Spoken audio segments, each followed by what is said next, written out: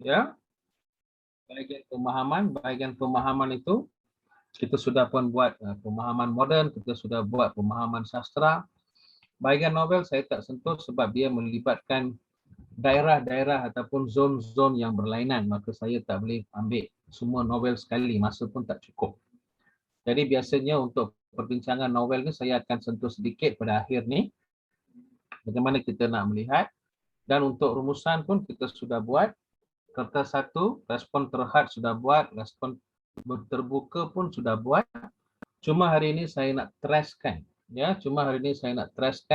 saya nak kita fokus lebih dalam bahagian penulisan.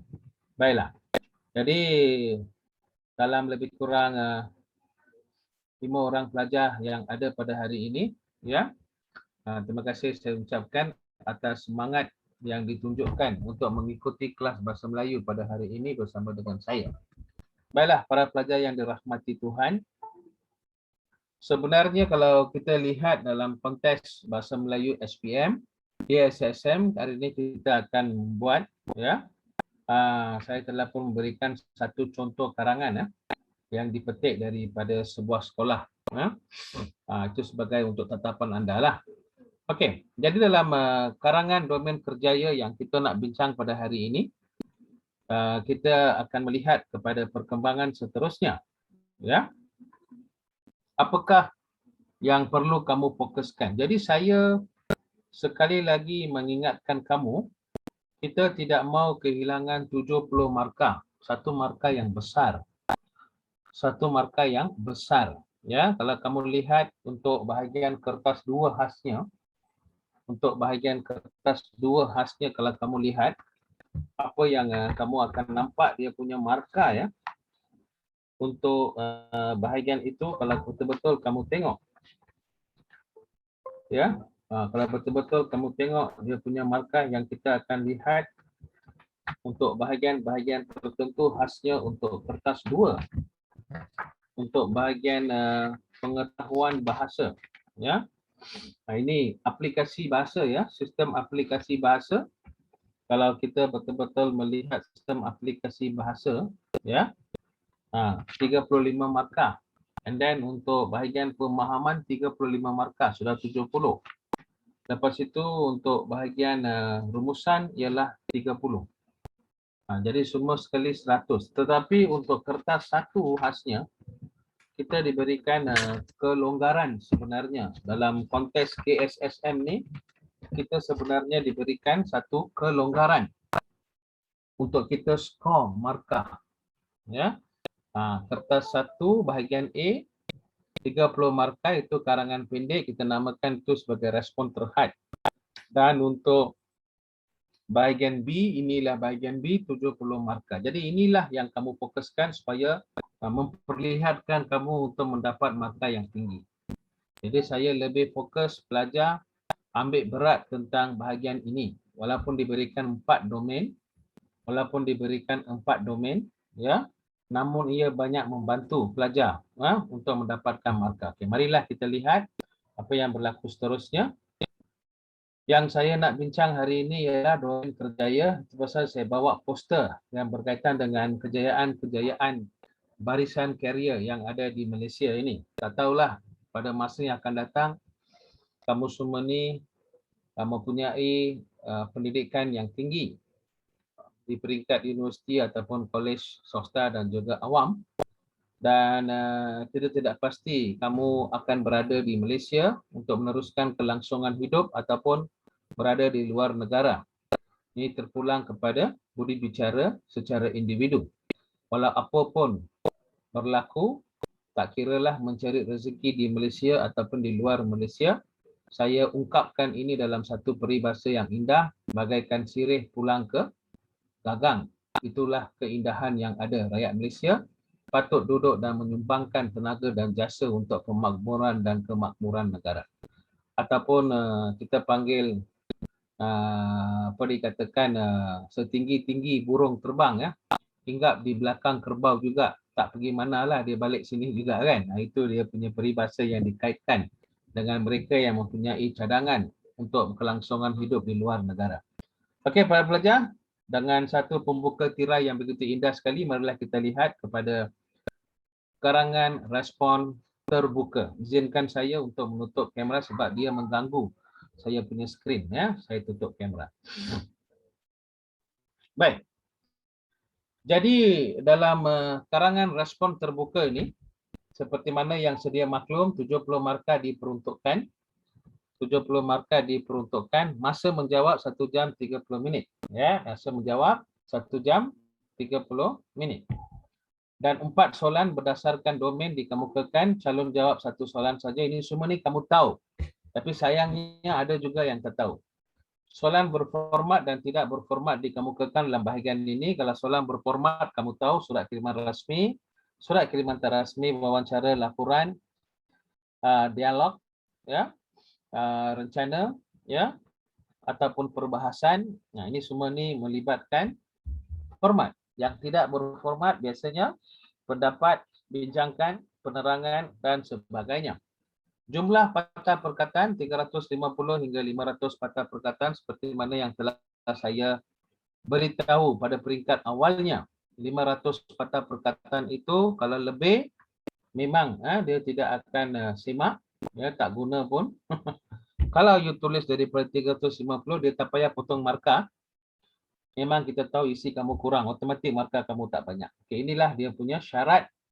Jadi dalam sesuatu peperiksaan, tak kira apa jenis peperiksaan pun, pelajar harus mengikuti arahan. Arahan yang sangat penting. Ya, kalau kita nak bina sebuah rumah ataupun bangunan, kita semua ni fokus pada bangunan saja atau rumah tu saja. Lepas tu kita fokus apakah interior design, interior bahagian-bahagian dalaman dan luaran. Tapi kita lupa dia punya plan. Jadi bila kita lupa dia punya plan, ya, plan, P-E-L-A-N, plan, maka kita tidak akan wujudkan reka bentuk yang baik. Selepas reka bentuk, barulah kamu buat hiasan dalaman dan luaran. Begitu juga karangan. Kebanyakan daripada pelajar lupa arahan, kebanyakan daripada pelajar lupa reka bentuk dia. Di sekolah, guru-guru fokus kepada isi penting, pendahuluan, kesimpulan, sibuk nak menerapkan formula-formula tertentu dalam jiwa pelajar, tetapi aspek-aspek yang penting tidak diterapkan. Ya, jadi saya bukanlah guru yang mengajar kamu di sekolah, saya ini merupakan bahagian swasta. Jadi bolehlah saya berkongsi apa yang gagal ataupun kurang ataupun lupa ataupun tidak mahu dikongsi oleh guru-guru yang pernah mengajar kamu. Ya, sebab saya hari ini akan bincang berkaitan dengan skema pemarkahan ataupun konsep pemarkahan karangan. Bagaimana pelajar harus memahami markah-markah diberikan dan sebagainya. Itulah yang saya katakan, kebanyakan guru tidak akan membincangkan skema pemarkahan. Tapi hari ini saya akan bincang skor pemarkahan, bagaimana pelajar boleh skor, bagaimana untuk mendapat markah cemerlang, markah baik, markah memuaskan, markah pencapaian minimum dan tidak pencapaian minimum dan sebagainya. Baik. Seterusnya kita lihat karangan respon terbuka ini dibahagi kepada 4 domain. Kamu tak perlulah risau sangat, ya. Kamu tak perlulah risau sangat tentang bahagian domain dan sebagainya ini. Dia lebih kepada satu konsep, ya. Dia lebih kepada satu konsep yang bagi saya dia hanya mempunyai satu kategori sahaja. Domain awam ni merupakan satu konsep yang melibatkan kepada sesuatu yang umum, general speaking, sesuatu yang umum. Contohnya kalau kita lihat, apabila kita bincang pasal domain awam, dia berkait dengan perkhidmatan. Perkhidmatan yang ditawarkan oleh kerajaan maupun swasta, badan-badan pentadbiran, aktiviti sosial, budaya dan kemasyarakat. Ya, jadi ini semua ni berkaitan dengan awam. Jadi saya akan bacakan, saya akan jelaskan beberapa tajuk-tajuk yang berkaitan dengan domain awam sebentar lagi untuk pemahaman anda. Okay, domain peribadi, karangan-karangan yang berkait dengan keluarga, juga rakan, jiran, masyarakat sekeliling ataupun yang ada berkaitan dengan isu semasa dengan diri kamu. So peribadi, sesuatu isu, sesuatu keadaan, sesuatu situasi yang melibatkan kamu, diri kamu, itu dikatakan peribadi, personal. Manakala kita lihat pada bahagian pendidikan, jangan kamu ingat kalau pendidikan mesti sekolah atau mesti universiti. Pendidikan merangkumi semua. Pendidikan ini merangkumi ilmu pengetahuan, kemahiran dan apa jua yang boleh memberikan kamu pendidikan. Mungkin di sekolah kebanyakan daripada kamu mempelajari sains, matematik, ya, dan juga subjek-subjek lain. Itu yang pada fokus kamu untuk pendidikan. Salah. Nilai-nilai murni pun adalah satu konsep pendidikan. Ya. Lepas itu jasa guru juga dikaitkan juga dengan bahagian pendidikan. Gurunya saya tak maksudkan pada hari guru. Kalau hari guru tu dia sudah masuk pada domain awam. Pendidikan di sini ialah bermaksud tentang sumbangan ataupun sesuatu yang diusahakan oleh guru demi demi mempertahankan bangsa ataupun bahasa ataupun kemajuan sekolah. Satu lagi dikatakan sebagai domain kerjaya. Domain kerjaya ini berkaitan dengan alam pekerjaan. Syabas dan tahniah diucapkan kepada Kementerian Pendidikan Malaysia dan jabatan-jabatan negeri di seluruh Malaysia kerana domain kerjaya berjaya diwujudkan sebab selepas SPM, pelajar akan mula berjinak-jinak dengan dunia pekerjaan. Ada yang kecundang, ada yang kecewa, ada yang berjaya, ada yang cemerlang. Mereka melanjutkan pelajaran sampai satu tahap kamu kena berhenti untuk mendapatkan pekerjaan, untuk kelangsungan hidup dan sebagainya. Ibu bapa yang kita ada sekarang ini tidak akan mengembara ke seluruh perjalanan kita. Sudah tentunya orang-orang yang tersayang itu terpaksa berhenti di satu titik pertemuan dan juga satu titik penghentian. Maka sebelum itu kita haruslah meneruskan kehidupan secara personal ataupun persendirian. Maka untuk membekalkan secara pendidikan, pengalaman dan juga kewangan, kita perlukan alam pekerjaan. Jadi itulah saya katakan domain kerjaya ini membantu pelajar mengenali dunia pekerjaan apabila mereka tamat SPM dan juga tamat peringkat di Menara Gading nanti. Mereka sudah pastinya akan memasuki alam pekerjaan dan mestilah kamu buat persediaan. Itulah sebabnya tajuk karangan saya hari ini pun berkait dengan kerjaya, banyak membantu. Okey, inilah fokus-fokus dalam karangan yang bakal akan diberikan pada bulan Mac 2022. Minggu ni sudah masuk minggu yang ketiga November. Minggu depan tu tamatlah bulan November saya rasa. Minggu terakhir ada 2 hari lagi dan sebagainya. Dan bulan 12, bulan 1. Ada 3 bulan saja, 90 hari ya. Untuk kamu menyediakan diri kamu dalam alam peperiksaan. Selepas itu, terpulang pada kamu di manakah kamu membawa haluan dan destinasi hidup. Baik, seterusnya kalau kita lihat apa yang berlaku di sini. Kriteria penskoran cemerlang. Ini yang jarang dibincang. Ya, ini yang jarang dibincang bersama dengan pelajar.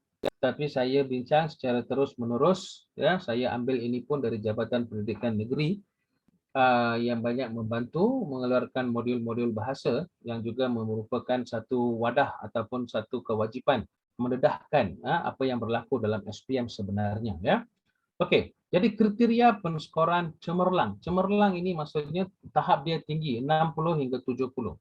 Jadi kebanyakan daripada kelas tuition ataupun guru-guru persendirian ataupun mana-mana sajalah guru bahasa Melayu, mereka amat gemar membincangkan isi karangan, pendahuluan karangan dan sebagainya semata-mata untuk memberikan satu pendedahan ataupun satu sinergi kepada pelajar agar mereka dapat memahami apa yang berlaku sekeliling mereka, bagaimana mereka menerapkan idea-idea yang mereka belajar dari sekolah dalam karangan. Okey, itu satu konsep sahaja. Tetapi sebelum itu kita kena design. Perkataan design itu saya tukar kepada reka bentuk di manakah kedudukan kamu sebenarnya. Jadi bersama dengan saya pada hari ini kita ada Amirul Hakim, Chuan Yap Wen, Dewan Asokan, Harisha Siwa, Hazel V dan Min Natasha. Dan saya fikir kamulah di antara beberapa orang pelajar yang berada bersama dengan saya sepanjang kursus percuma yang dianjurkan oleh kursus segi dan sebagainya ya. Okey, jadi kalau kita lihat, kalau kamu inginkan diri kamu tu ada dalam kategori ini, kategori penskoran cemerlang, maka kamu perlulah mengikut arahan-arahan yang ditetapkan di sini. Dan kalau kamu lihat, kita ada kepelbagaian ragam sekolah di Malaysia, bermula dari sekolah bistari, sekolah wawasan, sekolah berasrama penuh, sekolah agama, sekolah MRSM, Maktab Rendah Sains Semara, ya. Lepas itu kita juga ada sekolah-sekolah yang boleh dikatakan sekolah sains kan, sekolah sains Selangor kan, sekolah sains Perak, macam-macam lah kita ada. Tapi ada juga kita belajar di sekolah kampung, sekolah apa dikatakan sebagai transformasi urbanisasi, ya, ataupun di luar wilayah, ataupun separa bandar, ataupun kosmopolitan, ataupun metropolitan. Terus jangan kecil hati, kita tidak ditempatkan di sekolah-sekolah begitu. Tak semestinya pelajar yang ada di sekolah-sekolah yang taraf A ataupun sekolah-sekolah kluster, sekolah cemerlang, itu sudah tentunya akan mendapat penskoran cemerlang 60 hingga 70. Tak semestinya. Dan tidak semestinya pelajar yang belajar di sekolah kampung, khasnya di kawasan pedalaman, kawasan yang jauh daripada komunikasi moden ataupun komunikasi perbandaran, disebabkan oleh keadaan geografi dan juga fizikal yang tidak menentu di kawasan-kawasan tertentu, khasnya di kawasan-kawasan pedalaman Sabah dan Sarawak, ya. Kalau kita nampak bahagian 6, bahagian ada juga sekolah-sekolah yang terpaksa kita pergi ke sekolah itu dengan menaiki bot-bot laju, ya. Kadang-kadang akibat keledakan banjir dan hakisan yang berlaku, kebanyakan dari sekolah terpaksa ditutup. So itulah di antara cabaran yang kita hadapi di Malaysia, ya. Tak semestinya pelajar yang belajar di sekolah-sekolah itu mereka akan gagal ataupun mereka punya karangan terbaik. Tak semestinya. Walau apapun sekolah kamu belajar, kamu tetap mesti ingat yang kamu pijak itu tanah Malaysia. Itulah berkat kamu pijak tanah itu, berbudilah kamu kepada tanah itu. Maka kalungan penghargaan dan apresiasi memang kamu ada. So jangan ada satu ketetapan dalam diri mengatakan bahawa okey, sekolahlah yang menentukan kejayaan kamu. Sesungguhnya tidak. Itu satu konotasi ataupun satu hipotesis yang salah. Okey, itu satu hipotesis yang salah, ya. Sebenarnya seperti mana yang saya terangkan dulu, kamu masih ingat lagi saya punya grafik yang ada tanda soal tu, lepas tu kamu melompat 2 tebing, mana kamu sekarang ni A, B, C ke apa ke, semua di tangan kamu, bukan di tangan sekolah. Dan juga bukan di tangan guru-guru yang mengajar kamu, sebab mereka tidak akan pergi ke sekolah, mereka sudah pergi SPM. Yang pergi kamu. So kamulah yang membawa kecemerlangan pada diri anda. Jelas? Jelas, ya? Faham, ya? Apa yang saya sampaikan jelas? Boleh? Boleh ikut setakat ni? Cuba bagi respon. Okay, very good. Baik. Penggunaan pelbagai jenis kata yang luas dan tepat ini merujuk kepada morfologi. Apa yang kamu belajar dalam bahagian SPM, morfologi dan sintaksis, gunakan di sini.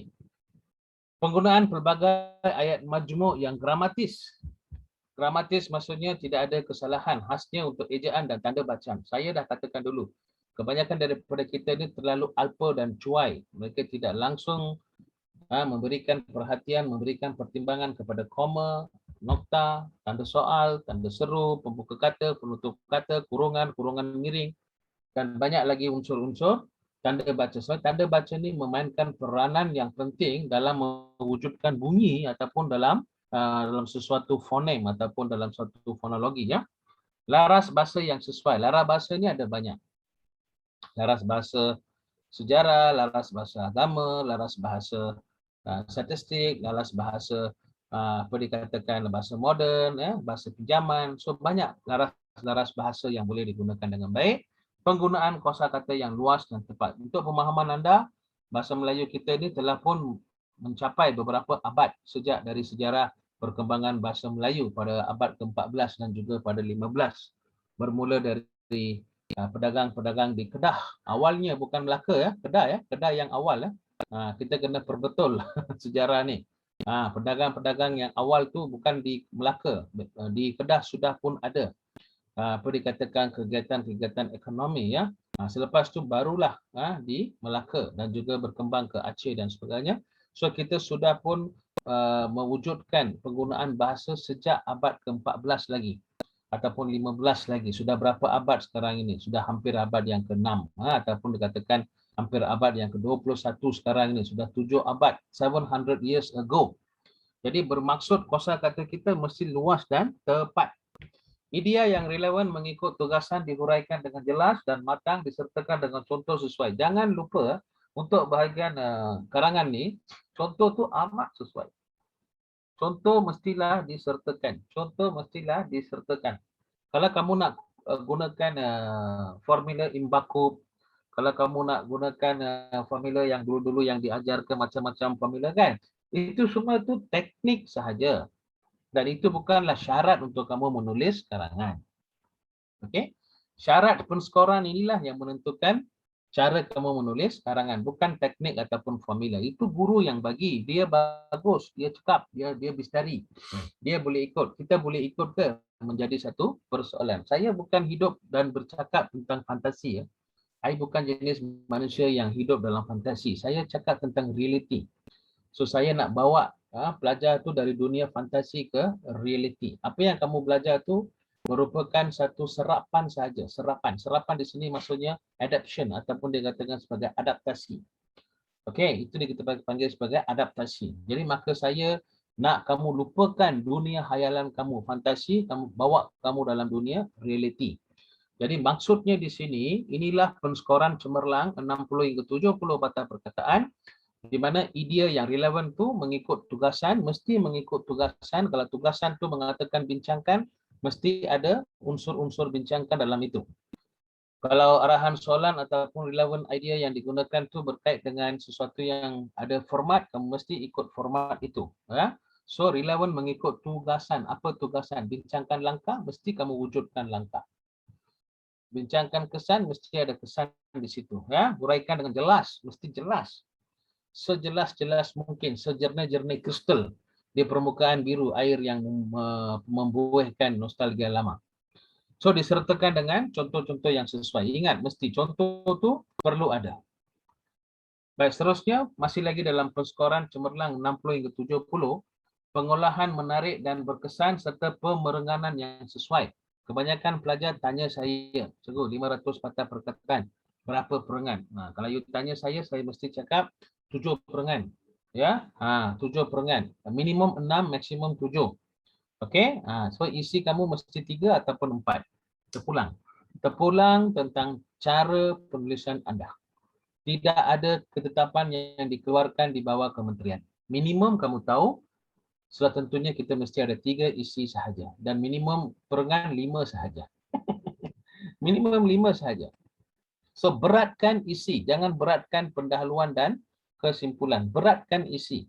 Beratkan isi maksudnya kita mesti memberikan keseimbangan yang lebih kepada bahagian isi, bukan pada bahagian pendahuluan ataupun dalam bahagian kesimpulan. Saya nampak kebanyakan daripada pelajar yang sudah tercetus minda tu mengalir keluar daripada benak fikiran. Pendahuluan tu memang cantik sekali, indah sekali. Apa gunanya pendahuluan? Apa gunanya pintu hadapan rumah kamu tu cantik, berkeloli, bergerigi dan juga boleh dikata ada satu kekisi-kekisinya semua diimport dari buatan Italia ataupun Jerman. Tapi apabila saya masuk ke dalam ruang tamu dan juga pergi ke ruang legar ataupun masuk ke bahagian belakang kitchen, semuanya tidak terurus kelam kabut. Faham? Jadi, jangan memberatkan pendahuluan dan kesimpulan. Pendahuluan itu penting, tetapi just pembuka tirai sahaja. Isilah yang tempat kita tidur, tempat kita hidup, tempat kita berlegar-legar, tempat kita beriadah dan juga beristirahat. Jadi maka jangan beri penekanan yang lebih kepada pendahuluan dan kesimpulan. Gunakan kebanyakan daripada huraian, isi, contoh, unsur-unsur kebat yang saya ajar lebih kepada isi. Jadi minimum 3 isi, 3 perengan untuk isi adalah minimum dalam KP, Kementerian Pendidikan yang disyorkan. Ya, jadi bermaksud mereka nak kamu tulis 5 perengan sahaja. Kalau 500 patah perkataan, kamu kiralah sendiri. Mungkin bahagian pendahuluan dengan bahagian kesimpulan itu, kamu hanya tulis 50 patah perkataan saja, so 400. So balance ada 400. Jadi 120 ataupun 100, kamu ada 400 lagi bahagi dengan 3. So mungkin dalam 130, 121 perengan. Itu yang dikatakan minimum kan. Maksimum terpulanglah. Sebab 500 patah perkataan saja apa. Tak perlu kamu tuliskan banyak-banyak. Kan? So minimum 3 isi lah. Kan? Kalau letak 5 isi terpulang. Terpulang pada gaya kamu. Faham? Dalam skema permarkahan yang disyorkan ialah 3 isi yang minimum, 1 perengan, 1 kesimpulan. So 5 perengan sahaja. Ini ialah minimum. Saya kata minimum. Maksimum terpulang pada gaya kamu. Wacana lengkap dan terdapat kesinambungan idea yang jelas antara perangan. Wacana lengkap maksudnya penggunaan kata, penggunaan penanda-penanda wacana yang begitu baik. Kesinambungan idea, kalau kita dah bincang isi asas tu berkaitan dengan satu isi, dalam bahagian huraian pun isi yang sama, dalam bahagian contoh pun isi yang sama, dalam bahagian kebat pun isi yang sama, dalam bahagian ayat penegas pun isi yang sama. Jangan cuba nak bercabangkan isi anda kepada isi yang lain. Kalau sudah habis, tutup perangan tu, masuk pada perangan kedua untuk isi yang lain. Ini dikatakan sebagai kesinambungan idea. Ya, penggunaan bahasa yang bervariasi. Apa dikatakan sebagai variasi? Bahasa Melayu ni satu saja, tetapi bervariasinya tu banyak. Bervariasi maksudnya bahasa-bahasa pinjaman lah. Bahasa Sanskrit ada, bahasa Jawa ada. Okey. Lepas tu kita juga ada bahasa-bahasa pinjaman bahasa Inggeris, pragmatik, inovatif, ya. Kan, inovasi, alright. Lepas tu kita ada sinergi, lepas tu kita ada kompetitif, kita ada apa dikatakan anjakan paradigma, kan. Benda-benda macam itulah bervariasi. Macam maslahat, kemaslahatan. Ini semua tu menggunakan bahasa yang bervariasi. Gaya bahasa menarik dari segi keindahan bahasa, tapi jangan terlalu bombastik. Jangan terlalu bombastik. Jangan cuba ambil unsur-unsur sastra yang boleh dikatakan metafora dan personifikasi dalam karangan. Tak mungkin kamu dapat markah tinggi sebab benda itu akan melahirkan ambiguity. Ambiguity maksudnya kekaburan dan kesamaran ataupun ketidakjelasan maksud yang ingin disampaikan. Sebagai contohnya, ada juga pelajar yang begitu bersastra, berjiwang-jiwang, berbunga-bunga bahasa dia, bombastik bahasa dia. Dan saya pernah lihat dalam satu unsur cerita dia katakan, saya katakan di situ, air matamu tidak dikalis oleh pipi kerana menahan rinduku yang mendalam. Apa kaitan benda itu dalam karangan? Begitu indah, itu untuk unsur kecintaan, romantis. Itu romantis. Sekarang kita bukan berromantis untuk SPM, kan? Punyalah dia boleh tulis, air matamu tidak dikalis pipi kerana menahan rinduku yang mendalam. Apa gunanya itu? Air lagi tulis lagi banyak. Jadi jemariku bermain di atas permainan ini. Aku mulakan tu habis. Lingkup semua budak-budak tu. Beratung jumpa aku. Ini yang boleh juga tapi tak kena pada tempat.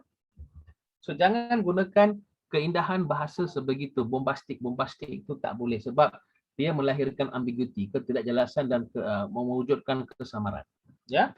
Dan penggunaan ungkapan seperti peribahasa, pantun, cogan kata atau frasa bagus. Ini menunjukkan pemilikan bahasa, pengetahuan bahasa kamu itu tinggi. Kan? Pemilikan bahasa, pengetahuan bahasa kamu tinggi. Banyak peribahasa dalam tu ada. Sekarang banyak lagi peribahasa terbitan Dewan Bahasa dan Pustaka. Cogan kata pun kita nampak banyak, kan? Ya, dan juga atau frasa-frasa yang menarik. Okey, jadi sekarang itu ialah untuk cemerlang. Ini untuk cemerlang 60 hingga 70. Kita lihat pada bahagian kepujian. Sebab sekarang ni biasanya kalau kamu ingat ada 70 markah untuk karangan, you jangan ingat cikgu tu akan bagi 50 markah untuk isi, 20 markah untuk bahasa. Tak ada macam itu. SPM dikira sebagai impression. SPM dikira sebagai impression. Maksudnya sekali baca, diorang tahu di manakah kategori kamu yang sebenarnya. So mereka akan lihat pada kategori-kategori ini. Kalau kategori-kategori yang ini, kriteria penskoran kecemerlangan 60 hingga 70, kamu menepati semua ni, you akan masuk dalam golongan ini. Kalau ada kurang sikit, you akan masuk pada bahagian kepujian, 50 hingga 59. So, masih lagi menggunakan kata yang tepat, ayat yang gramatis, ejaan dan tanda bacaan yang betul masih lagi ada, ya. Laras bahasa yang sesuai dengan tugasan, penggunaan kata yang luas dan tepat, idea relevan, pengolahan menarik, idea relevan tugasan diberikan, ya. Pengolahan menarik. So benda yang tu yang sama sahaja. Cuma kita nampak adalah sedikit bahagian yang mungkin kamu tak tulis dengan betul lah. Kalau kamu lihat di sini dia ada berikan kita apa yang dikatakan sebagai tanda baca ejaan, kan? So mungkin di sini kamu ada kurang sikit tentang bahagian-bahagian itu. Ini untuk bahagian kepujian. Alright? Jadi tengoklah gaya penulisan kamu, kepandaian kamu, kemahiran yang diwarisi sejak 17 tahun bertapak di bumi yang indah ini. menghijau dan juga memberikan satu keharuman kepada taman bunga tu sehingga mekar, mengharumi taman. Bombastik lagi kan. Baik. Jadi dalam bahagian kepujian ini juga laras bahasa yang sesuai digunakan, penggunaan pelbagai air majmuk digunakan dan dia masih lagi menggunakan kata yang tepat. Cuma cara penyampaian itu tidaklah seperti mana yang kamu nampak dalam bahagian cemerlang. Okey, sekarang kita lihat pada bahagian ini, bahagian kepujian. Wacana yang lengkap, unsur bahasa bervariasi yang sama. Semua ni sama. Cuma serasa bahagian pencapaian tu. Okey, ini satu lagi bahagian penskoran. Bahagian penskoran kalau baik, yang tadi tu kepujian, yang ini kepujian. Lepas yang ini cemerlang. Kalau cemerlang, markah maksimum 60 to 70. Kalau kepujian 50 to 59. Ya. Kalau baik 40 to 49. Okey, yang ini kita nampak kesalahan bahasa yang minimum. Ya.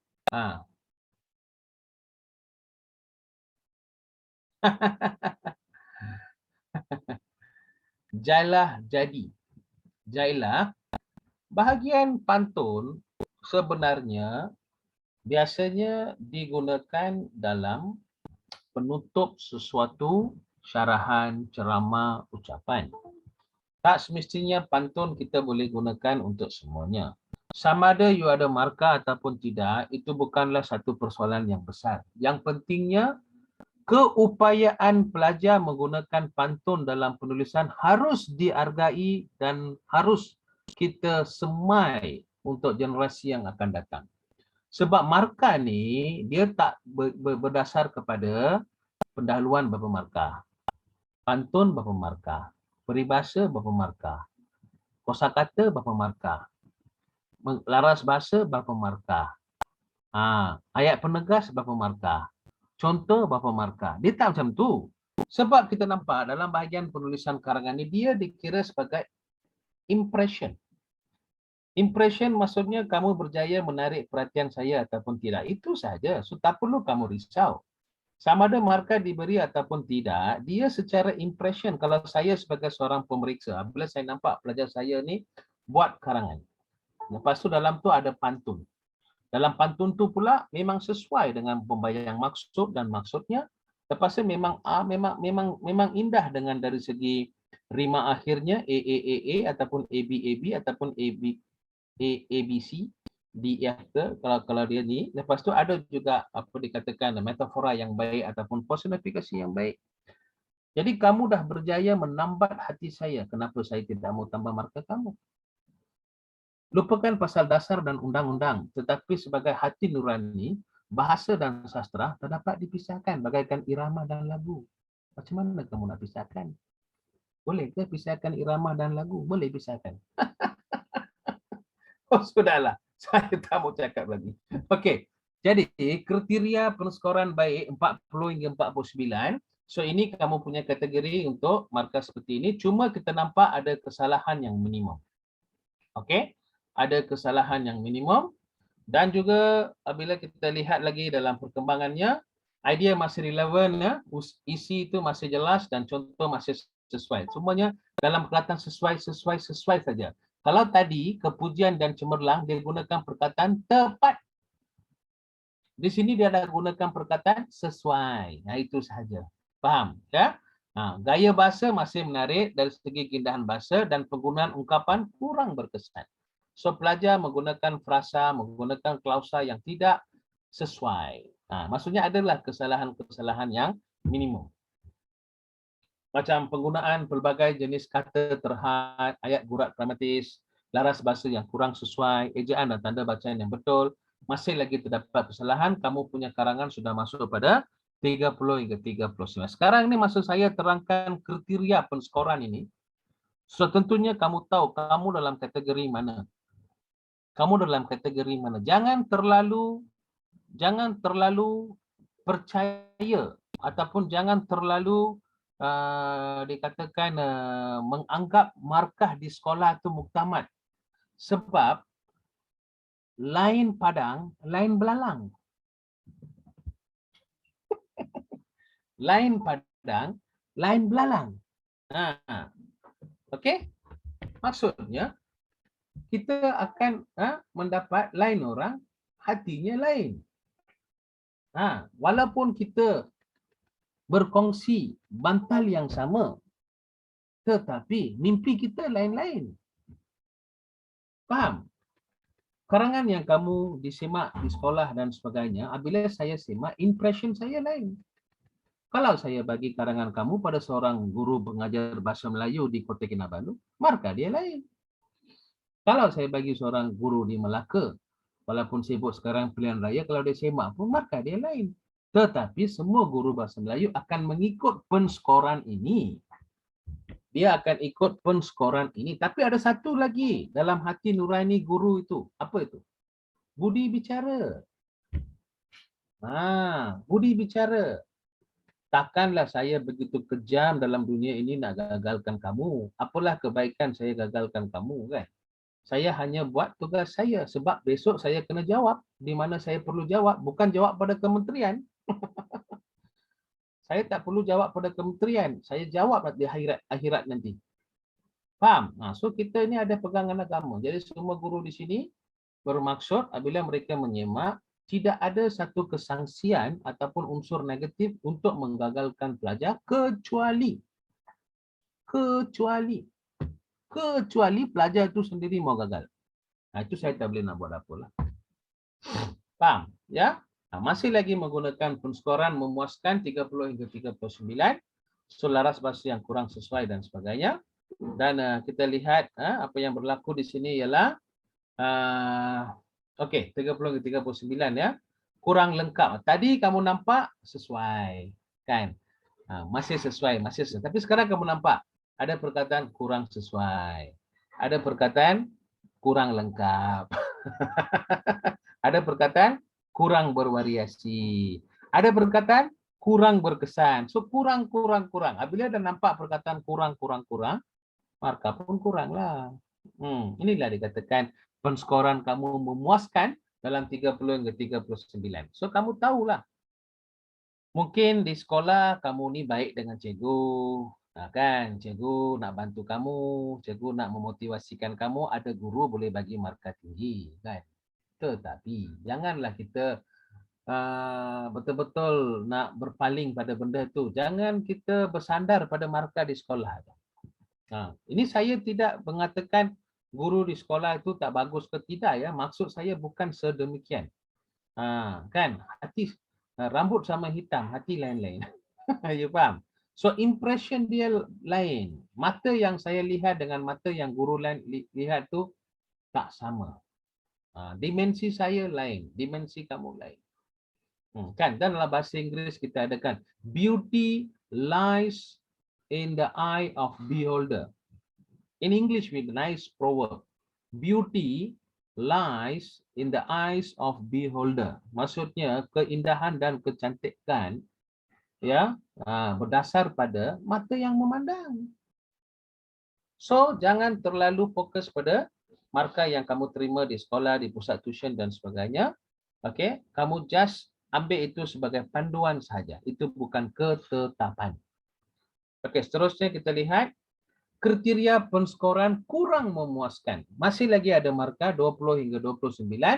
Okey, kalau tadi itu kurang sesuai, sekarang kurang tepat. Ayat tak gramatis, boleh faham.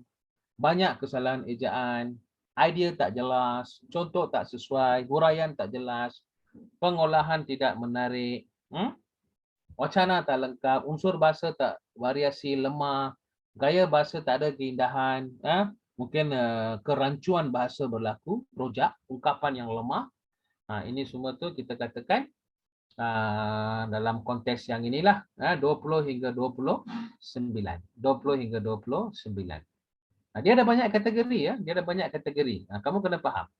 Okay, kategori yang last, ini bukan last nih, second last. Kriteria penskoran pencapaian minimum. Sekarang kamu sudah sampai pada pencapaian minimum. Keseluruhan menunjukkan kata dan ayat yang tidak gramatis. Habis ayat surat tunggal langgang.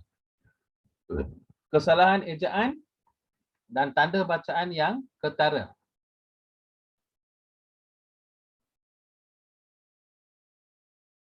No.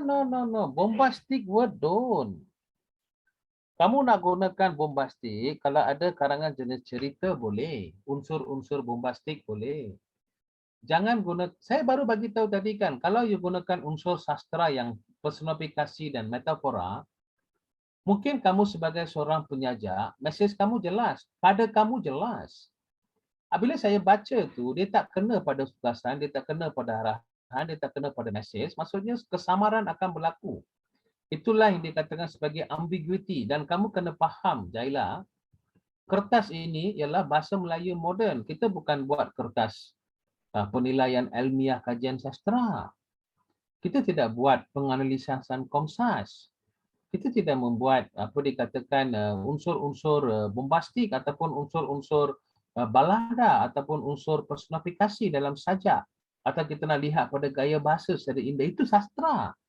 Kalau kamu minat pada bombastik itu, kamu sepatutnya kena sign up for kesusastraan Melayu. Bukan bahasa Melayu. Ini bahasa Melayu ini moden. Faham? Walaupun kita ada petikan sastra dalam unsur pemahaman, maka itu tidak menggambarkan unsur sastra secara keseluruhan.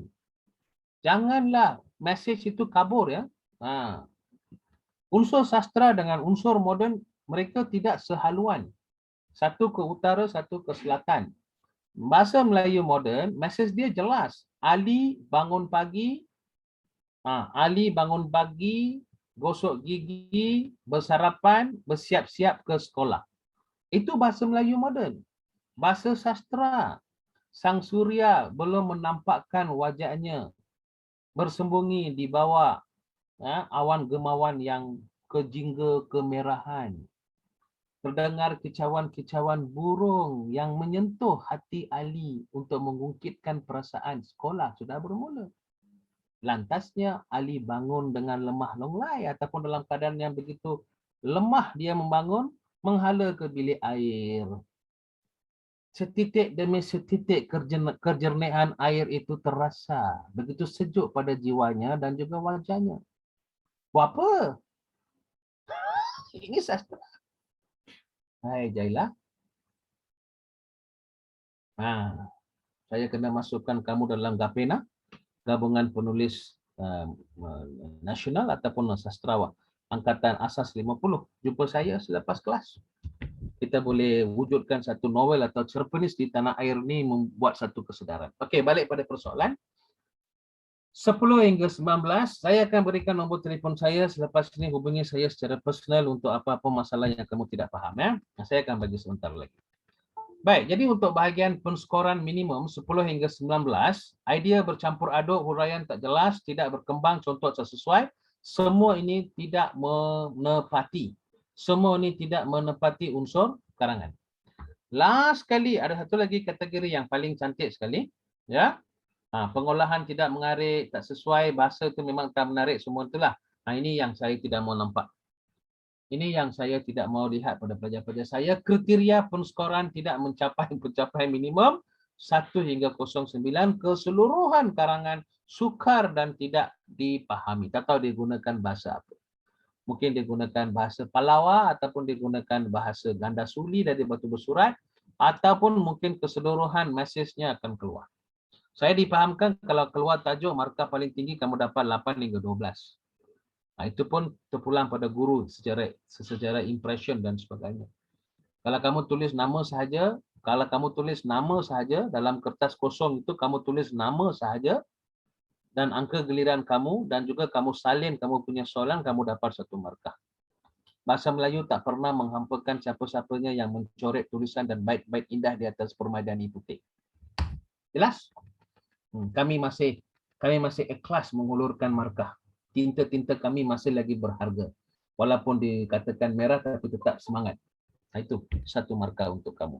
Ini kalau boleh jangan. Tapi saya rasa dalam ini, pelajar-pelajar yang berguru dengan saya, Amirul, Chuan, Dewan, Arisha, Hazal, Zaila dan Min, kesemuanya saya rasa dalam kategori terpuji, kepujian dan juga cemerlang. Tak ada masalah.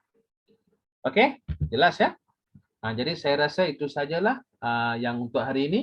Kita akan lihat pada satu bahagian yang penting, domain kerjaya. Okey, saya ambil ini daripada sumber internet, juga ada dalam beberapa bahagian dalam buku teks dan saya sesuaikan dan juga dalam modul-modul bahasa lah. Okey, ini ialah domain kerjaya. Hakikatnya, keadaan masa kini sangat terkesan kepada bakal graduan bagi tahun 2020. Kita pun tahu tahun lepas begitu banyak yang mencuit hati, begitu banyak yang menyayatkan perasaan orang-orang yang tersayang just pergi saja begitu tanpa sebarang mesej, tanpa sebarang berita dan cerita. Tiba-tiba kita masih lagi lihat apa yang berlaku. Bekalan-bekalan makanan yang dihantar oleh Foodpanda dan GrabFood tu masih lagi tergantung, dikerumuni dengan lalat dan semut, menunjukkan bahawa orang dalam tu sudah tidak bernafas lagi. Ini yang berlaku pada tahun 2020 sebab akibat semua daripada angkara manusia yang tidak bertanggungjawab untuk COVID. Tapi yang ini bukan domain kesihatan ataupun berkaitan dengan domain umum. Saya just reka saja supaya memberikan kesedaran kepada anda untuk melihat apa yang berlaku pada tahun 2020 itu. Baik, kadar persaingan untuk memperoleh pekerjaan adalah sangat tinggi. Tahun 2020 mereka yang keluar dari universiti, kadar persaingan, the competition is very high to get a profession in the career. Sangat tinggi. Bakal graduan perlu bersaing untuk memenuhi keperluan pasaran kerja yang sempit. Kita nampak dalam dunia profesion ini kerja tak ada. Kerajaan pun tak mampu bagi kerajaan kerja. Sebab kebanyakan daripada kerja ditawarkan hanya frontliners saja. Korang jadi polis bolehlah. Jadilah polis untuk sementara. Kontrak dibagi. Bomba semua dibagi. Rela semua dibagi. Kesihatan semua dibagi. Farmasi, kahwa benda tu semua dibagi. Tapi kontrak. Setahun demi setahun. Tidak boleh tawarkan pekerjaan tetap. Lepas tu swasta lagi. Semua rundung. Geroda lalu habis semua. Dirundung malang. Kan? Jadi apabila masa tu apa dikatakan di universiti convocation pun tak dapat dijalankan, pelajar dapat menamatkan pengajian, keluar tak ada kerja. Jadi itu yang masa inilah dibawanya karangan ini. Kadar persaingan untuk memperoleh pekerjaan adalah sangat tinggi. Bakal graduan perlu bersaing untuk memenuhi keperluan pasaran kerja.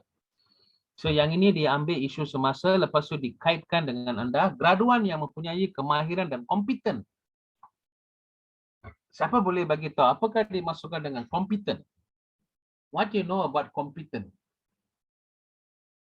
Apa itu kompeten? In English we call competency. In English we call competency. Kompeten maksudnya kamu ni bolehlah mempunyai kebijaksanaan, kamu boleh melakukan pekerjaan itu tanpa pengawasan yang kurang dan kamu ni boleh dikatakan pakar dan mahir dalam sesuatu hal. Kompetensi. You're very competent. Ada kemampuan. Betul. Ada kemampuan dan juga kebijaksanaan untuk menyiapkan kerja itu mempunyai satu kelebihan dalam keboleh pasaran pekerjaan. Isu ini membolehkan majikan membuat pilihan dalam mendepani cabaran ketidaktentuan ekonomi semasa. Kau tengoklah bahasa dia. Para pelajar, buka mata, peka sikit dengan persekitaran yang berlaku, buka mata dan tengok bahasa dia. Ketidaktentuan ekonomi. Mendepani cabaran, indah bahasa. Kompeten, bahasa laras Inggeris. Kemahiran, keboleh pasaran, bahasa Melayu moden. Bersaing. Apa? Ya? Kau tengok dia punya soalan tu. Memang cukup indah bahasa itu. Isu ini boleh membolehkan majikan membuat pilihan dalam mendepani cabaran ketidaktentuan ekonomi semasa. Sumber internet. So ini ialah bukan soalan. Cik adik oi. Ini bukan soalan. Ini ialah statement. Pernyataan. Ada orang tengok ni, dia lupa baca soalan. Dia pergi buatlah 2020 apa berlaku. Gagal bakal graduan tu kenapa perlu bersaing. Kenapa perlu ada kemahiran? Aduh kawan, bukalah mata. Tuhan Yang Maha Esa memberikan kita sepasang mata yang indah. Lihatlah dunia tu dengan begitu jelas sekali. Walaupun dicampur dibaur dengan kesedihan dan juga kemelaratan hidup. Tapi nasib baiklah kita masih diberikan nyawa untuk menikmati hari yang bernama esok. Boleh? Bagus. Jadi ini ialah pernyataan. Dalam pernyataan ni kita tahu memanglah untuk mendapatkan pekerjaan tu kita mesti mempunyai kemahiran, kompeten dan perlu ada kelebihan, keboleh pasaran dan sebagainya. Okey, sekarang baru kita tengok apakah soalan dia. Soalannya berbunyi begini. Petikan di atas menyatakan maklumat berkaitan persaingan graduan menghadapi cabaran dunia kerjaya. Ini pun bukan soalan. Ini pun dia hanya katakan menerangkan tentang petikan itu, pernyataan itu. Mana soalannya? Buka mata, tengok bawah. Bincangkan persediaan-persediaan untuk menempuh alam pekerjaan. Okey, maksudnya apakah persiapan-persiapan yang perlu kamu ada? Apakah persiapan-persiapan yang perlu kamu ada untuk mendapatkan pekerjaan supaya anda boleh bersaing dengan dunia kerjaya di Malaysia, luar negara dan di era antarabangsa. Jelas? Nah, jadi sekarang ni kita kena lihat dalam penganalisaan soalan, dia berkaitan dengan persaingan graduan menghadapi cabaran dunia. Ini bukan graduan, ini kau. Dalam masa 2-3 tahun lagi, you lah ini. Aku tak kisah. Aku punya profession dah confirm dah. Mengajar bahasa kan? Dah. Besok kalau aku tak ada, kau taburlah bunga di atas pusara aku. Itu sahaja. Itu saja impian seorang guru. Apa lagi? Kami bagaikan Dian, membakar diri, memberi cahaya kepada dunia, itu sahaja. Nah, ini kau dalam masa 2-3 tahun lagi, lepas keluar universiti, lepas keluar college ini. So, apakah persediaan-persediaan untuk menempuh alam pekerjaan? Jadi, kita akan lihat pada konsep itu. Ya, kita akan lihat pada konsep itu. So, boleh faham dia punya soalan. First, you kena baca pernyataan. Ini semua pernyataan. Sekarang punya karangan banyak pernyataan. Bagus. Betul-betul mencanaikan kita punya pemikiran. Bagus. Sekarang punya SPM, KSSM punya format. Bagus. Dia betul-betul menyediakan pelajar untuk menghadapi dunia cabaran ni. Sebab kemunculan kebat, kemunculan beberapa persoalan dalam hidup, memberikan tempat, memberikan ruang, memberikan sudut kepada pelajar untuk melihat dunia itu dengan lebih jelas lagi. Bagus, pendidikan di Malaysia sudah mencapai satu anjakan paradigma. Sudah dapat memperlihat kepada kejelasan yang betul-betul tepat, jernih dan utuh. Bagus. Semua domain pun ada pernyataan. Kecuali kalau dia minta kamu dalam email ke ataupun dalam bentuk grafik ke, terpulanglah. Biasanya ada lah kan. Anjakan paradigma bukan bombastik. It's a paradigm shift. Paradigma dalam bahasa Melayu ada kata pinjaman. Anjakan maksudnya kita membawa perubahan. Kita membawa perubahan. Anjakan paradigma. Anjakan paradigma. Anjakan susur mesra bermadu, itu bombastik. Anjakan susur mesra bermadu, itu bombastik. Kau pun tak tahu. Kalau nak, nanti telefon aku. Okey, jadi sekarang kalau kamu lihat domain pekerjaan ini, ya, dan dia punya soalan yang ingin diterapkan di sini ialah bincangkan persediaan-persediaan untuk menempuh alam pekerjaan. Jadi dalam bahagian pendahuluan, apakah yang kita akan tulis? Cuba fikir-fikirkan sikit. Apakah yang kita akan tulis dalam bahagian itu kan? Cuba kamu fikir-fikirkan. Dalam masa 2-3 minit lah. Bagilah aku rest kejap, 2 minit. Oh, dah cakap satu jam dah. Kering dah nak tekak, no? Sekejap, ya. Kau fikir-fikir dululah. Apa kamu nak tulis kalau tahun ni keluar benda ni, tahun depan, tahun ni lah, SPM 2021 kan? Laju je. Boleh minum air puasa. Aduh.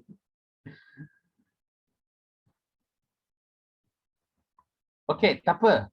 Kamu cari apakah bahan-bahan yang boleh kamu tuliskan di sini.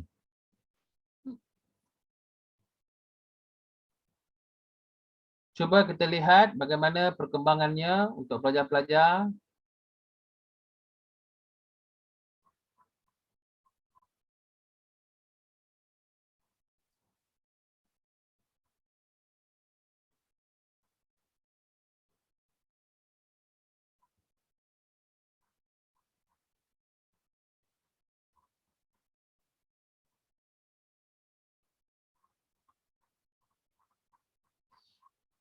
Apakah ini satu karangan yang mungkin kamu rasa susah sikit lah kan. Tapi tak apa.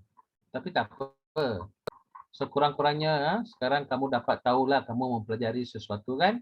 Ini yang sangat penting.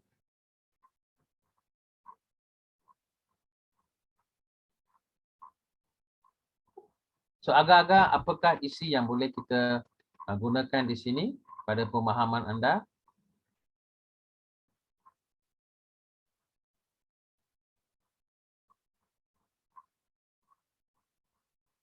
Salah tak apa, kita akan bincang sama-sama, tidak menjadi masalah. Cuba kita lihat apakah yang boleh kita lihat di sini. Kamu faham ke soalan? Faham kan? Rasa-rasanya apa kamu akan buat persiapan tu bagaimana? Bagaimana tu kamu akan buat persiapan?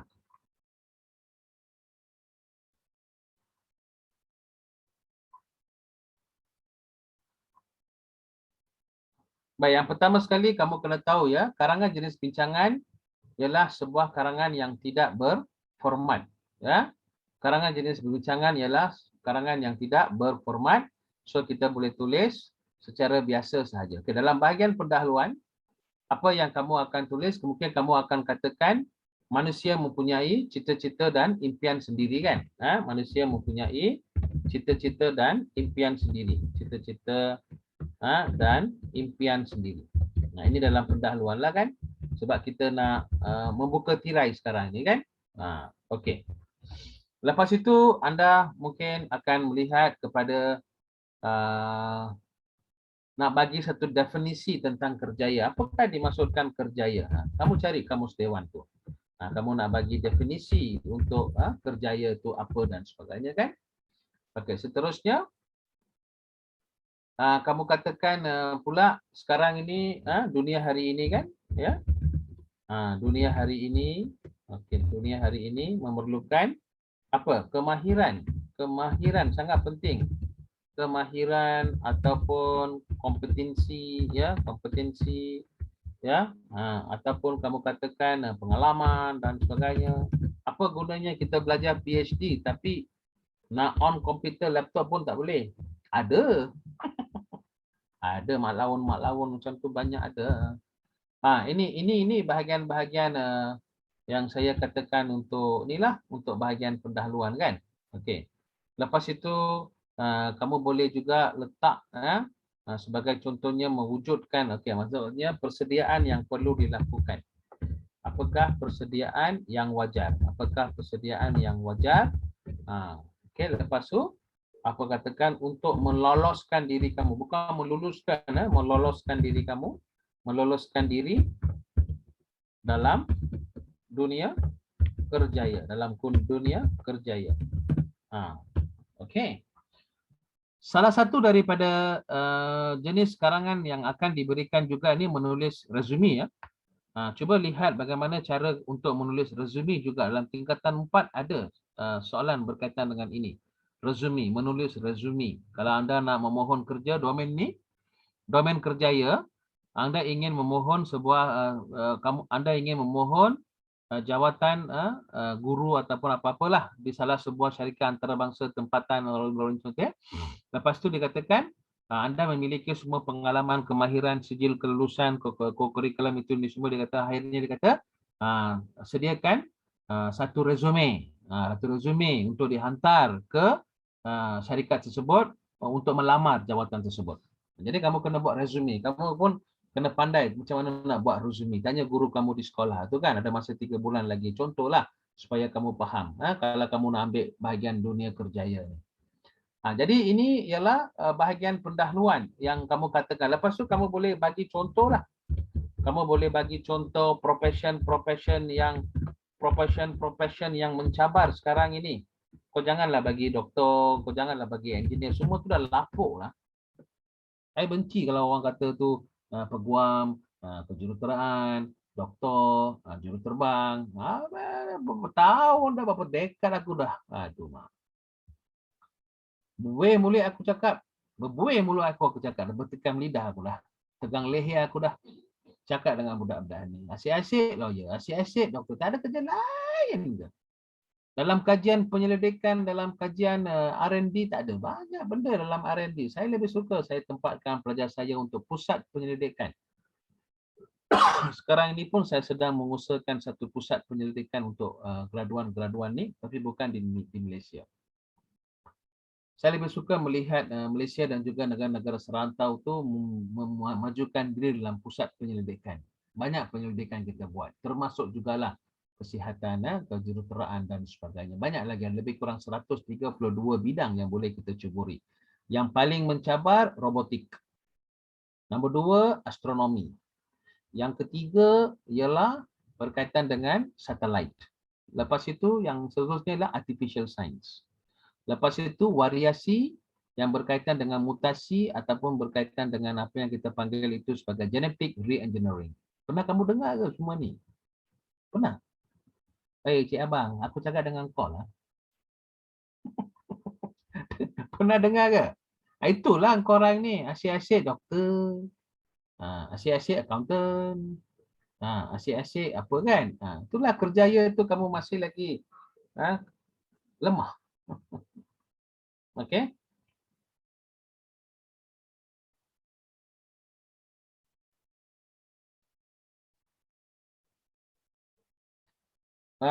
Jaila, berkaitan dengan membuat resume, bukan nak suruh you pergi kerja sebagai wartawan di Argentina ataupun di Jerman ataupun di Italia. Ya. Penyediaan resume itu dia ada bahagian-bahagian tertentu, ada biodata, lepas itu ada kelulusan, lepas itu ada pengalaman, lepas itu kamu kata mengapa kamu harus memohon untuk kerja itu. Faham ya? Tak ada. Ini bukan nak tipu sendiri, bukan tipu sendiri. Orang bukan nak suruh you pergi ke negara-negara itu membuat liputan tentang peperangan ke, pergi Pakistan ke, pergi baru-baru ni mana Afghanistan ke, apa benda. Bukan macam tu. Maksudnya kita kena buat resume berdasarkan pada kelulusan kamu. Walaupun sekarang kamu form 5 kan. Kamu andaikanlah, kamu andaikan kamu mempunyai pengalaman mengajar di mana-mana kan. Kamu cuba lihat dalam buku-buku rujukan cara membuat resume ya, ada di situ ya. Bukan menipu sendiri, pengandaian. Kita nak prepare kamu untuk masa depan kan.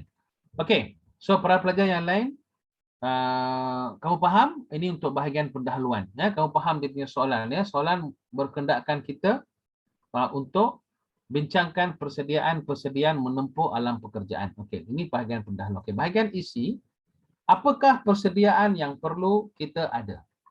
Ya. Apakah persediaan yang perlu kita ada? Yang pertama sekali kita mesti ada benda ni. Penulisan ya, kamu nampak di sini ya. Penulisan resume. Resume yang tepat dan lengkap. Ini satu poin ni. Yang saya cakap semua ni satu poin. Ya. Yang bakal-bakal yang saya cakap semua tu satu-satu poin ya. Okey. Kalau kita cakap pasal resume, bermaksud kita mesti ada format penulisan yang lengkap sesuai dengan pekerjaan yang dipilih ya. Lepas tu resume juga tu sebagai satu dokumen yang diklasifikasikan sebagai jalur career. Disusun secara teratur, rapi, menarik perhatian pembaca.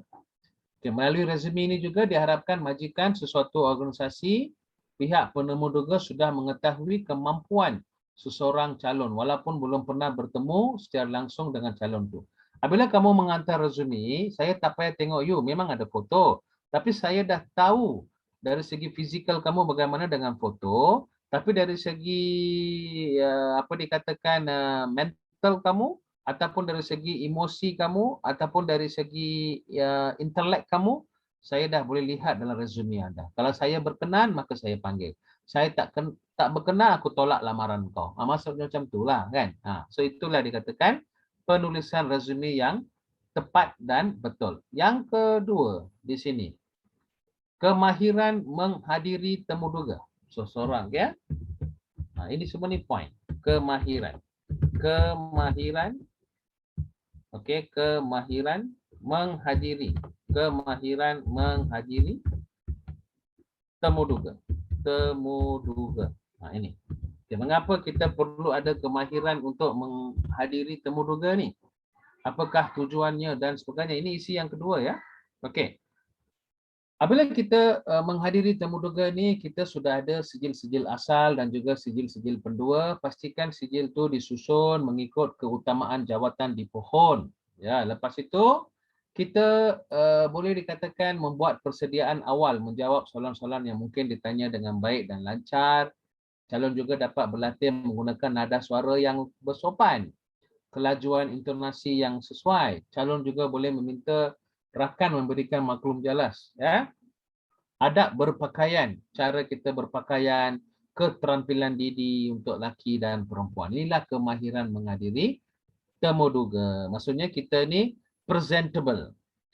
Dalam bahasa Inggeris, kita pun ada satu proverb dia kata kan, apabila you pergi interview, the first impression is the last impression. The first impression is the last impression. Bermaksud impresi ataupun dikatakan andaian. Andaian kita yang terawal adalah juga andaian kita yang terakhir. Dia tidak akan berikan kamu second chance. Jadi, sebelum menghadiri temu duga, kamu kena biasakan diri, susun semua dokumen, sijil dan juga sijil-sijil asal dan sijil pendua potestat. Lepas tu kamu bolehlah menjawab soalan tu dengan lancar tanpa berfikir panjang. Lepas tu menggunakan intonasi nada yang lembut, nada yang tegas, terpulang pada bentuk soalan yang meyakinkan. Nah, kadang-kadang interviewer tu ataupun penemu duga tu dia tanya soalan, mengapa saya perlu bagi kerja ini pada kamu? Apa you mau jawab? Ya. Mengapa saya perlu berikan kerja ini untuk kamu? Mengapa? Why should the company giving you this job? Why should this company offer you this job? Why you? Why not other person? Aku tengok. Dah lah orang lapar, dia tanya pula. Kau nak makan ke? Kau lapar? Dah macam itulah. So, kamu kena tahu lah. Okay, mungkin kamu akan belajar dengan lebih lanjut lagi untuk bahagian ini. Inilah persiapan-persiapan yang ada. Okay, lepas itu, yang ketiga. Poin yang ketiga ialah kemahiran berkomunikasi. Persediaan di sini ialah kemahiran berkomunikasi. Kemahiran berkomunikasi. Okay, apakah dimaksudkan dengan kemahiran berkomunikasi di sini? Okey, kemahiran berkomunikasi, apabila kamu bercakap, saya sudah tahu diri kamu yang sebenarnya, siapakah yang ada dalam diri kamu. Dalam psikologi, orang yang ada di luar kamu dengan orang yang ada dalam kamu tu, kita ada dua orang. You jangan ingat you ada seorang saja. Kalau Jalia tu, kalau depan tu akan nampak, lain dia punya feel dia, lain dia punya bentuk, lain dia punya paras. Tapi dalam tu kalau dia cakap, aku tahu siapa dia orangnya. Tapi daripada perbualan kami tadi, saya nampak dia memang berjiwang. Boleh menghasilkan banyak, boleh jadi novelis dan cerpenis. Yang lain-lain tu tak pernah bincang dengan saya pun tidak tahu. Jadi kemahiran berkomunikasi di sini ialah berkeupayaan untuk menyampaikan suatu mesej dengan jelas kepada orang lain. Hal ini penting supaya bila kamu diberikan jawatan besok, kamu tidak akan bertegang lidah. Kamu tidak akan bercanggah dengan orang-orang yang kamu akan bekerja. Okey? Lepas tu kamu juga akan meningkatkan produktiviti. Yang paling penting sekali, bila saya katakan kemahiran berkomunikasi, seelok-eloknya orang kecek Kelantan dia kata semolek-molek, orang Terengganu pun dia kata benda yang sama. Semolek-molek kan, mo kan. Semolek-molek mo ni. Mo tu kadang kau lah kan. Kamu seharusnya mempunyai lebih daripada beberapa bahasa. Kalau kamu di Malaysia, 3 bahasa confirm kau boleh cakap.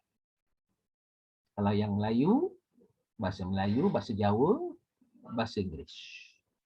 Kalau yang India, bahasa Tamil confirm, bahasa Melayu confirm, bahasa Inggeris. Kalau yang Chinese, Mandarin, bahasa Inggeris, bahasa Melayu. Kan? Biasanya. Kalau kita tolak bahasa dialek kita lah, kalau orang kata kat Sabah Sarawak no, ke situ kita ada orang ke suku sakat kita yang boleh bercakap dalam bahasa-bahasa daerah dia sendiri, ataupun orang kat Kelantan, orang di Terengganu, orang ke Negeri Sembilan tu kan, bahasa dia tu macam-macam kan, lain kan, dia gaya bahasa dia lain. Itu tak kira lah kan, sebab dalam bahasa pertuturan dalam komunikasi ini kita mau supaya pelajar ada kelebihan. Kalau yang bahasa pelajar-pelajar Melayu ni kalau bertutur dalam bahasa Mandarin ni Chiang Huai ya, Hen Hao. Ni Chiang Huai memang kau punya peluang tu tinggi untuk mendapat kerja kan. Kalau kau boleh cakap Jerman, kalau kau boleh cakap Japanese, kalau kau boleh cakap Korea kan. So peluang tu tinggi. Terpulanglah. Jadi adalah baik untuk kita mengetahui lebih daripada satu bahasa sebagai kemahiran berkomunikasi. Kita dalam dunia ini kita yang paling bertuah tau. Setiap manusia dalam Malaysia yang lahir ni boleh cakap 3 bahasa. Kau tengok mana negara boleh cakap 3 bahasa. Kau pergi dekat Thailand, bahasa Thai, bahasa Inggeris. 2 saja. Kau pergi kat Jepun. Kalau pergi kat kampung-kampung tu, mok kecek semua dalam bahasa Jepun ya. Bahasa Inggeris dia tak faham. Tak faham. Memang tak faham dia bahasa dia. Kita nampak dia faham. Korea pun sama. Kalau bandar-bandar besar bahasa Inggeris. Kalau lain tu bahasa Korea dia faham. Kita saja 3 bahasa, 4 bahasa. No? Sebab kita ni keunikan masyarakat tu lah. Jadi kemahiran komunikasi ini penting. Okey, seterusnya mempertimbangkan prospek pekerjaan yang hendak diceburi. Ini satu lagi dikatakan prospek ya, prospek profession. Ya. Satu S saja. Prospek profession dan pengetahuan. Kamu perlu ada ini 2, pengetahuan. Inilah kamu persiapkan diri kamu. Mengapa kamu perlu ada yang ini? Pengetahuan dalam kerja yang dipohon. Pertama sekali, kamu mesti mempunyai satu matlamat yang jelas dan masa depan yang kamu nak pilih. Kalau kamu sebagai seorang HR manager, kamu nak bagi kamu jawatan sebagai HR manager, accountant, guru sekolah, jurutera, maksudnya dalam bidang tu kamu kena pandai. Okey? Seseorang tu mesti mempunyai imajinasi yang baik. Okey? Dan juga memang cita-cita. Sebab dalam interview nanti, kalau kamu ni seorang apa dikatakan masscom ataupun media massa, ataupun kamu merupakan seorang pelukis kartunis ataupun seorang penulis grafik dan sebagainya. So dia akan tanya, mengapa anda pergi belajar kursus media? You tak boleh kata minat tau. You jangan kata minat. Kenapa anda belajar untuk perubatan? Minat. Sudahlah. Ini jawapan lapuk dah. Orang kata dah lapuk dah. Ni dah. Kau ni cerita pasal apa tau? Macam puntung zaman zaman puntung berasap. Dulu kan orang merokok, dia tak padam, dia buang macam tu je. Lepas tu orang yang lalu lalang tu dia ambil, dia isap balik benda tu baru dia buang. Ini dikatakan zaman puntung berasap. Zaman dulu. Sekarang mana orang berasap? Orang dah guna vape. Faham? So kita tak boleh kata kecenderungan pada cita-cita dan minat. Awak kena bagi tahu dalam prospek pekerjaan yang kamu ceburi itu apa kamu nak buat di situ. Mengembangkan syarikat, menggunakan teknik baru, menggunakan imej baru, menggunakan produk baru, kan? Seolah-olah kamu ni sebagai satu orang kata tu suri teladan, role model lah. Tengok suri teladan tu bahasa Melayu sekarang ni dia. DBB punya suri teladan. Anda mesti gunakan begitu, mempertimbangkan prospek pekerjaan yang dah diceburi.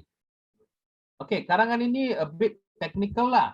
Kalau mau ambil, kalau tak ada, tak apa. Kau jangan harap keluar alam sekitar, keluar banjir, keracunan makanan, keluar COVID, keluar makanan kesimbang, makanan diet, piramid makanan. Okey, jangan. Sekarang ini kita sudah ada pada satu ledakan teknologi dan ledakan maklumat. Dunia tanpa sempadan. Apa-apa pun boleh keluar sekarang ini. So, kena prepare. Ya? Okey, seterusnya kalau kamu lihat apakah persediaan yang perlu kamu ada, mempunyai ketahanan fizikal dan mental. Ini sangat penting. Mempunyai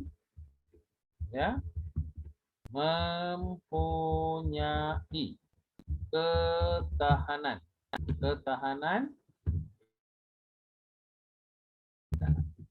dalam alam pekerjaan, dua-dua ini sangat penting. You have the mental stress, you have a physical stress.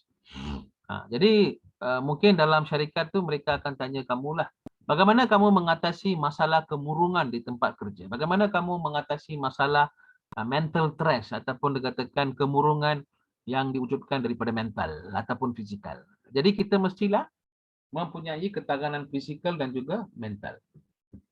Seseorang pekerja perlulah komitmen yang boleh membuahkan hasil, seorang yang cerdik, cekal, kreatif.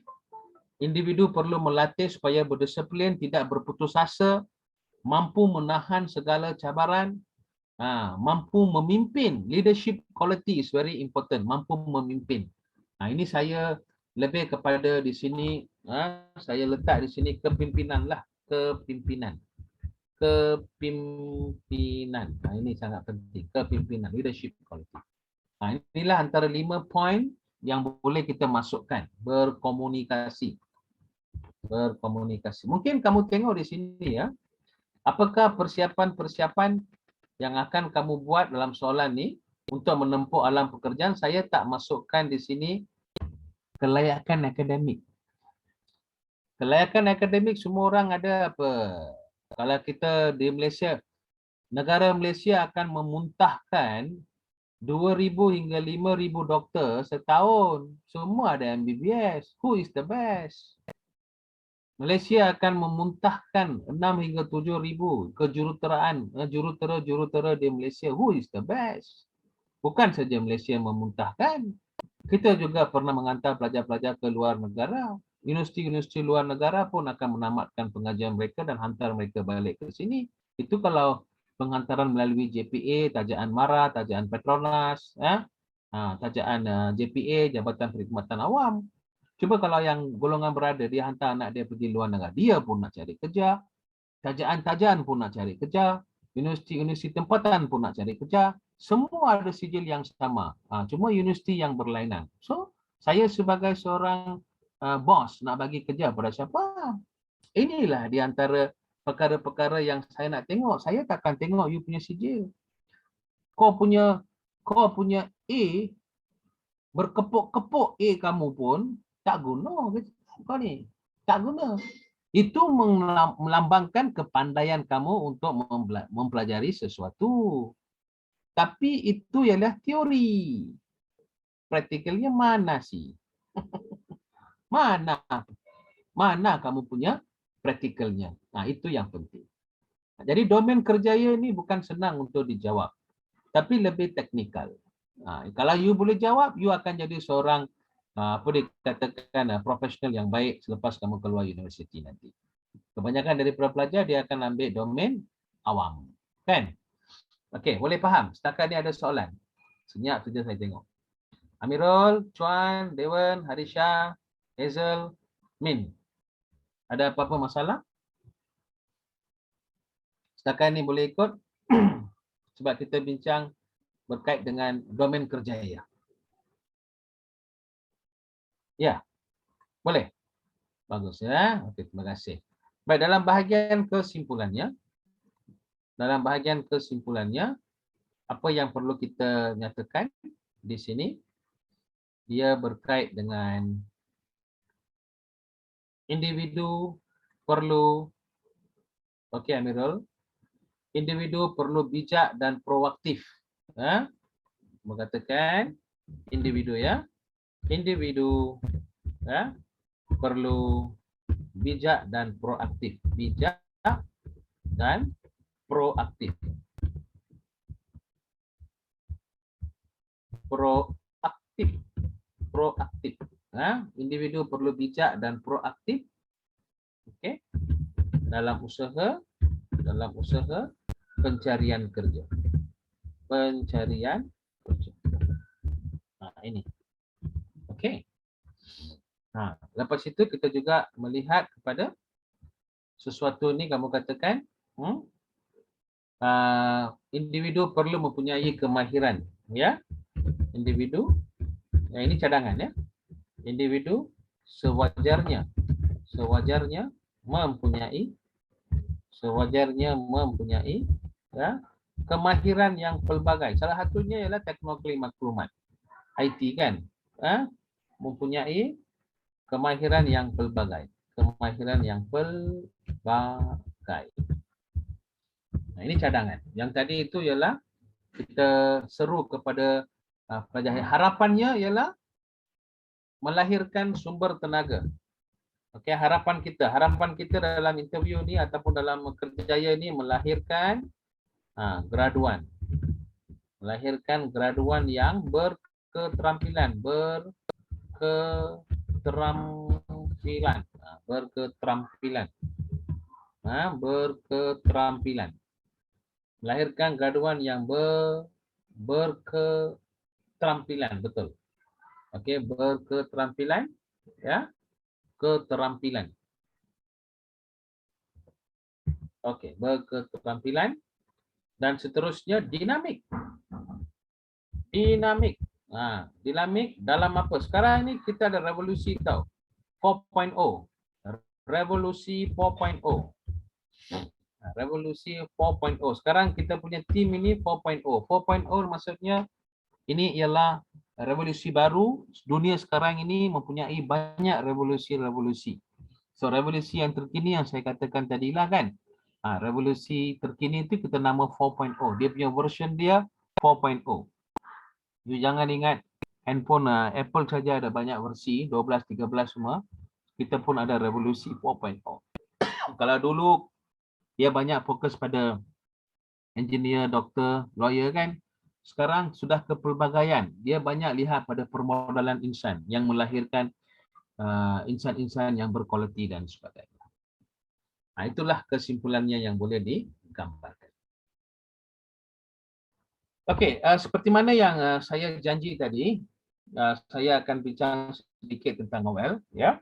Dan satu saja harapan kamu dalam bahasa Melayu ini ialah kertas bahagian B ini, 70 markah. So, apa yang saya ajar sepanjang 90 minit tadi ini, semoga telah memberikan kamu sedikit input, ya, satu input supaya kamu tempatkan diri kamu di manakah sebenarnya kamu sedang berada dalam kategori. Yang paling penting, ketahanan fizikal dan ketahanan mental serta emosi perlu ada untuk peperiksaan. Okey, menyoal tentang novel. Untuk tingkatan 5, ya, kamu dari kepelbagaian zon, maka saya pun tidak tahu zon mana. Saya beritahu secara umumnya, soalan-soalan novel untuk SPM, KSSM ini mudah.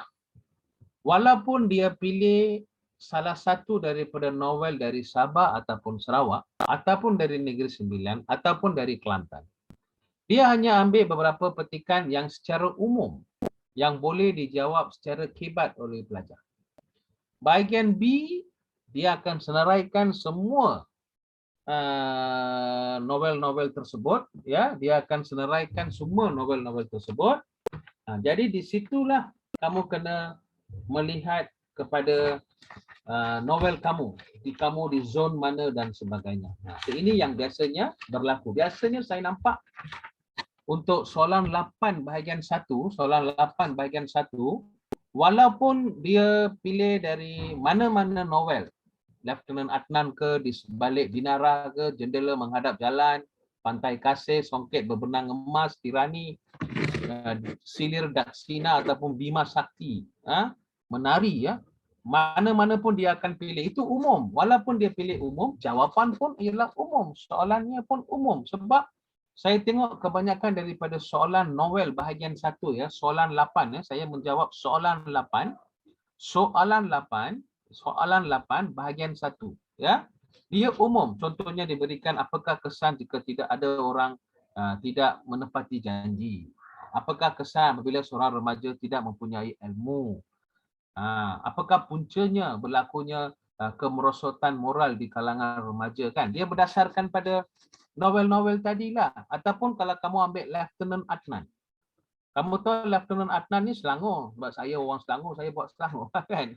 Okey, Lieutenant Adnan ni kita tahu dia perjuangan nasionalisme, kan? Semangat mencintai negara.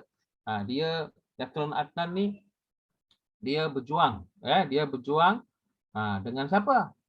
Lieutenant Adnan ni, kan? Okey, dengan tentera, kan? Okey, tentera asing untuk membebaskan negara. Lieutenant Adnan, Jepun lah, kan? Okey. So ini yang berlaku di sini. maka dia akan letak satu soalan.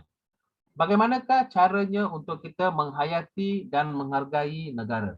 Ataupun kita katakan cara-cara kita menunjukkan bakti. Cara-cara kita menunjukkan bakti dan penghargaan tertinggi kepada negara. Dia bagi kamu 4 markah. Kamu jawab saja, ini umum. Tak perlu takut. Cuma bahagian 2, soalan 8 bahagian 2 disenaraikan 8 novel. 2 novel kamu sudah baca, Form 4 dan Form 5. Kalau kamu Selangor, kamu sudah baca ini Lieutenant Adnan dan Tirani. Kan? So, kamu just pilih satu saja dan daripada berdasar sebuah novel, bincangkan 2 teknik plot. Bincangkan 2 gaya bahasa. Bincangkan watak dan perwatakan. So, tak perlu kamu risau. Soalan 1 cantik, dia umum. Soalan 2 tu fokus pada novel kamu dan dia akan tanya analisis komsas. Gaya bahasa ke, watak ke, latar ke, tema ke, persoalan ke, nilai ke, ya. Ataupun dia boleh tanya juga peristiwa-peristiwa penting yang berlaku ataupun peristiwa-peristiwa yang menyedihkan, peristiwa-peristiwa yang membawa pengajaran, sertakan dengan contoh. Takkanlah you kaji novel kamu tak tahu kan, kamu mesti tahu kan. So ini senang. So jumlah markah di sini biasanya dalam 10 lah kan, 10 ke 12 ke terpulang lah sebab jumlah pemahaman 35 kan. Jadi dia boleh pecah-pecahkan lah. Pecah kepada 3 petikan, 1 petikan moden, 1 petikan sastra, 1 petikan novel. So 25 bagi dengan 3 lah. Tengoklah macam mana diorang akan buat pembahagian. So novel ni tak perlu risau. Yang paling cantik soalan 1 tu bonus, semua orang boleh jawab. Sebab soalannya terlalu umum, macam kebat kan. Soalan 2 pun senang sebab apa yang kamu kaji saja. Novel-novel yang kamu kaji saja ada 8, ada 2, kamu dah kaji, ambil sajalah. Novel kalau mendapatkan markah tinggi, huraian contoh mesti jelas. Huraian contoh mesti jelas. Tak payah kamu hafal dialog-dialog, tak payah kamu hafal teknik plot, interior monolog, klimaks ke, plot ke, permulaan cerita ke, suspense ke, kejutan ke, lepas itu dialog ke, tak perlu hafal semua tu. Faham? Gaya bahasa jarang keluar lah. Gaya bahasa ni susah kan. Dia jarang keluar. Boleh? Jadi itulah di antara beberapa persoalan yang disampaikan. Baiklah pelajar, dalam masa yang singkat ini, kalau ada apa-apa soalan, anda boleh masukkan dalam bahagian chat. Boleh saya jawab. Saya berharap dalam benak fikiran saya, tugas saya sudah selesai sepanjang 3 bulan. Kita mula kelas kita tu pada bulan 9 tak silap saya kan? 9, 10 dan 11. Kan? Okey, kalau ada apa-apa soalan boleh letak dalam bahagian chat. Chuan Yap Wen, Min Natasha, Rezelvi, Dewan, Harisha dan sebagainya. Kalau ada apa, kita boleh letak dalam chat. Kalau ada apa-apa yang kamu rasa kamu nak tanya, anda boleh tanya di sinilah. So tidak ada masalah. Ada apa-apa soalan? Boleh faham. Boleh ikut. Kejayaan di tangan anda, bukan di tangan saya. Jalannya kamu tak tahu, sekarang kita dah tunjukkan jalan, kita dah suluh jalan itu. Suluh, dah berterang dah. You jalan saja. Ada apa-apa mau tanya? Tidak ada apa-apa. Betul? Boleh faham setakat ni? Okeylah, kalau kamu rasa semua bagus, semua jelas dan sebagainya, saya mengambil kesempatan ini mengucapkan ribuan terima kasih kepada Segi College dan juga Fern Education yang telah memberikan satu, orang kata ini sebagai corporate social responsibility, CSR, membantu masyarakat khasnya kepada anak-anak yang dahagakan ilmu, memberikan mereka satu kelas tuition secara percuma lah, memberikan kamu sebagai satu pengalaman dan pengetahuan ya. Dan ini saya mengambil kesempatan juga memohon ampun dan maaf jikalau terdapat kekasaran bahasa yang boleh mengungkitkan sebarang ketidakpuasan hati ataupun menyinggung perasaan anda. Semoga kita berjumpa lagi pada satu masa yang akan datang. Semoga segala usaha kamu akan diberkati oleh Tuhan Yang Maha Esa. Selamat maju jaya dan berkatilah segala usaha kamu. Tuhan akan merahmati segala usaha yang baik. Benih yang baik jatuh di laut. akan menjadi pulau. InsyaAllah kita akan jumpa lagi pada masa yang akan datang. Sekian, terima kasih. Okey, jumpa lagi.